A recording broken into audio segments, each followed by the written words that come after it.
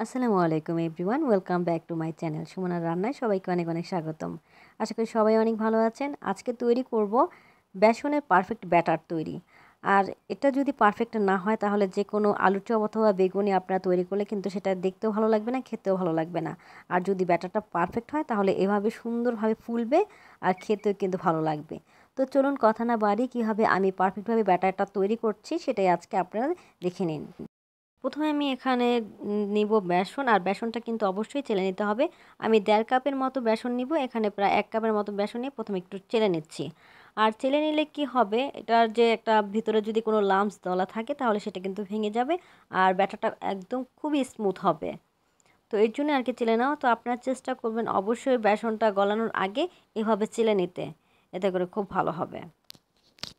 তো বেসনটা চেলে নেওয়া কিন্তু হয়ে গিয়েছে। এখন এর মধ্যে দিয়ে দিচ্ছি আধা চা চামচ হলুদের গুঁড়ো, 1 চা চামচ মরিচের গুঁড়ো, ভাজা জিরা গুঁড়ো 1 চা চামচ, গোলমরিচের গুঁড়ো আধা চা চামচ, এখানে আদা গুঁড়ো দিয়ে দিচ্ছি আধা চা চামচ, লবণ 1 চা চামচ, আর রান্নার তেল দিয়ে দিচ্ছি 1 টেবিল চামচ। যখন এটা ভাজা হবে তখন কিন্তু যে কোনো আলুর চপ অথবা বেগুনিতে তেলটা কম টানবে, এর জন্য আর কি দেওয়া তেলটা। তো এখন এই শুকনো উপকরণগুলো আমি একটু ভালো মতো মিশিয়ে নিচ্ছি হ্যান্ড বিটারের সাহায্যে।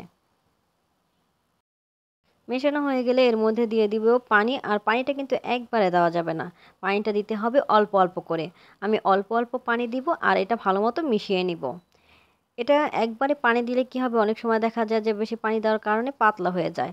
তো এই জন্য চেষ্টা করবেন যে অল্প অল্প পানি দিবেন আর এটা বিট করতে হবে। অন্তত পক্ষে 8 থেকে 10 মিনিটের মতো এটা বিট করে নেবেন, আর এতে করে কিন্তু ব্যাটারটা সবচেয়ে বেশি পারফেক্ট হবে এবং যে কোনো কিছু ভাজতে গেলে দেখবেন যে এটা খুবই ভালো ফুলবে, খেতেও ভালো লাগবে। তো আমার যতক্ষণ পর্যন্ত না এটা পারফেক্ট থিকনেস আসছে ততক্ষণ পর্যন্ত একটু একটু করে পানি দিব আর এটা ফেটে নিব। তো দেখুন এটা কিন্তু আমার ফেটানো হয়ে গিয়েছে। এখন আমি সবশেষে এর মধ্যে দিয়ে দিচ্ছি বেকিং পাউডার 1 চা চামচ। আমি উঁচু করে 1 চা চামচ দিয়ে দিচ্ছি।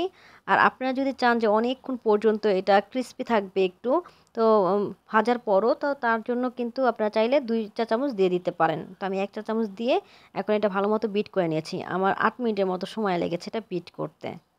তো দেখুন ঘনত্ব কিন্তু এরকম হয়েছে। তো আমি এখন এটা রেস্টে রেখে দিব 20 মিনিটের জন্য। আর তার আগে আমি আপনাদেরকে একটা জিনিস দেখিয়ে দিচ্ছি। সেটা হচ্ছে আমি পানিতে নিয়ে কিছুটা ব্যাটার এভাবে পানিতে ছেড়ে দিচ্ছি। আর পানিতে দেখুন দেওয়ার সাথে সাথে কিন্তু এটা ভেসে উঠছে আর পানির সাথে কিন্তু মিশে যাচ্ছে না। তার মানে আমার ব্যাটারটা একদম পারফেক্টভাবে তৈরি করা হয়ে গিয়েছে। তো আপনারা কিন্তু এভাবে বিট করার পর এভাবে একটু চেক করে দেখতে পারেন। যখন দেখবেন যে এটা খুব ভালো মতো পানিতে ভেসে উঠছে তখনই বুঝতে হবে যে এটা ভালো মতো হয়ে গিয়েছে। তো আমি 20 মিনিট পর কিন্তু এটা ভাজতে চলে এসেছি। দেখুন আমি একটা বেগুনি কিছু বেগুনি আপনাদের ভেজে দেখিয়ে দিচ্ছি। তো দেখুন দেওয়ার সাথে সাথে কিন্তু অনেক সুন্দর এটা ফুলে উঠেছে। তো আপনারা এভাবে বাসায় তৈরি করবেন। আশা করি আজকে আমার রেসিপি আপনাদের ভালো লেগেছে। যদি ভালো লেগে থাকে তাহলে প্লিজ আমার চ্যানেলটি সাবস্ক্রাইব করে দেবেন, লাইক কমেন্ট শেয়ার করে পাশে থাকবেন, ফ্রেন্ডস অ্যান্ড ফ্যামিলির সাথে শেয়ার করবেন। তো আজকে এই পর্যন্তই, সবাই অনেক অনেক ভালো থাকবেন। আল্লাহ হাফেজ।